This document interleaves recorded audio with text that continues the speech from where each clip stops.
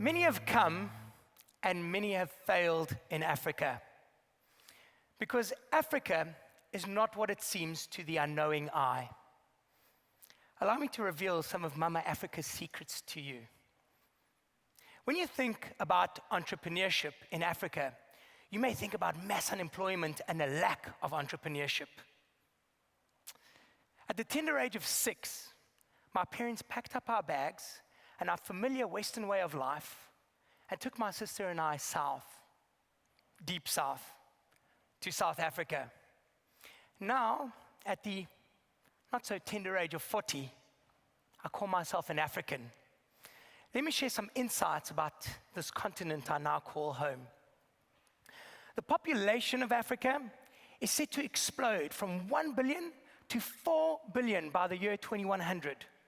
Over 40% of the world's youth population will call Africa home by that time. So what does that mean? Well, these additional 3 billion people are going to need railroads, cars, homes, malls, and schools. They'll need to be medicated, fed, and entertained. To some, Africa may seem like a primitive continent, but to others, it is a huge opportunity. This truly is the last blue sky left on the planet. And any business person should take a keen interest in the continent and its population. Why? Well, statistically, there are more entrepreneurs in Africa than anywhere else in the world per capita. In South Africa, 40% of the economy is comprised of the informal economy. And most of the people participating in this shadow economy are self-employed. We call those entrepreneurs. And to stay ahead, they're constantly innovating and disrupting. And you know what? This economy is functioning efficiently with speed and resilience. It's funny, I always see it when I drive to the office and I see those guys selling stuff at the street corners. It always amazes me how they get the zeitgeist of the population just so right. So when our national electricity provider announces that there's going to be load shedding, within hours, these guys are selling battery-operated lanterns. And as soon as spring showers hit the town, the next day these guys are selling umbrellas. Can you imagine what could happen if these guys all got the right entrepreneurial education? When it comes to connectivity, Africa is the continent that doesn't connect via PCs or laptops, but rather all through their mobile phones. Many of them may not have bank accounts, but there is no one that doesn't understand virtual money. M-Pesa, a telecommunications product launched in 2007 in Kenya, allows people the opportunity to use their phones as mobile payment devices. It now accounts for a staggering 40% of the GDP transactions of Kenya, and that's in 9 years. Before M-Pesa, rural fishermen in Kenya used to be price takers.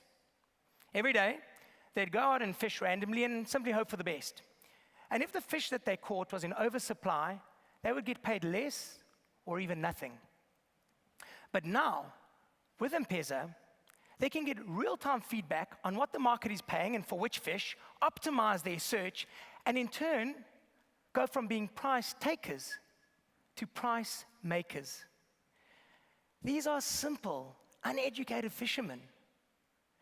But because of technology and innovation, these guys can go from surviving to thriving.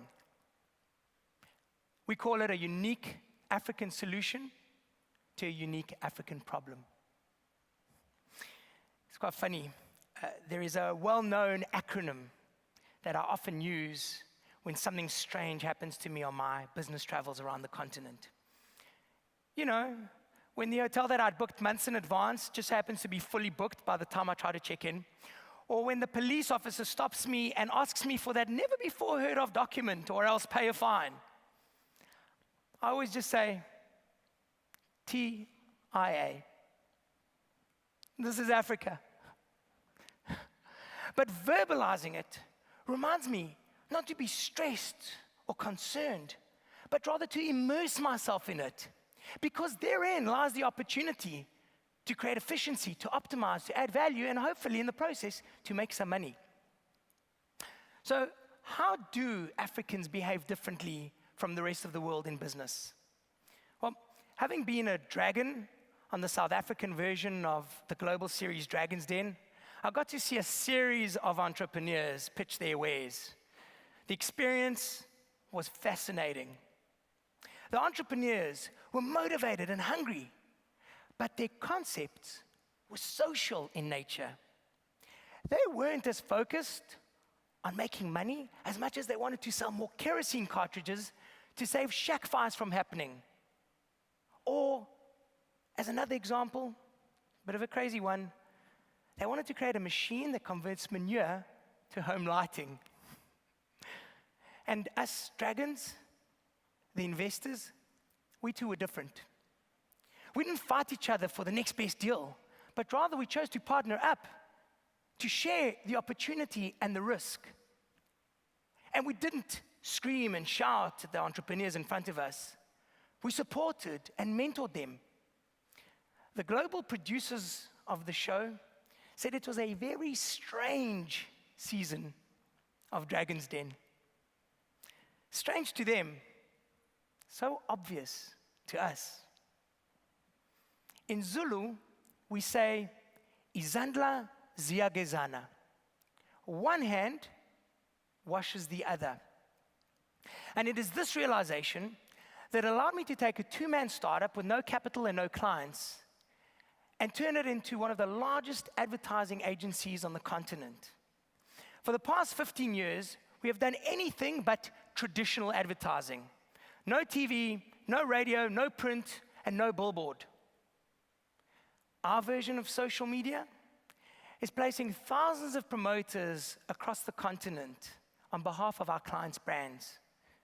They go door to door and sell, promote, educate, and sample. Yeah, the newest form of advertising is actually also the oldest. You may call it social media. We call it word of mouth. So why do so many companies that come into Africa fail? I think it's because they misunderstand something fundamental. You see, us Africans, we may have modernized, but we certainly have not westernized. My fellow entrepreneurs, we can help this continent thrive, but we must empower local wisdom and foster and educate entrepreneurs. We need to respect that in Africa, the past is more important than the future. We need to understand the spirit of Ubuntu, the brotherhood of man. That's way more important than making money. And lastly, we need to learn to see the complexity and the sophistication where we least expect it. TIA. This is Africa. Thank you.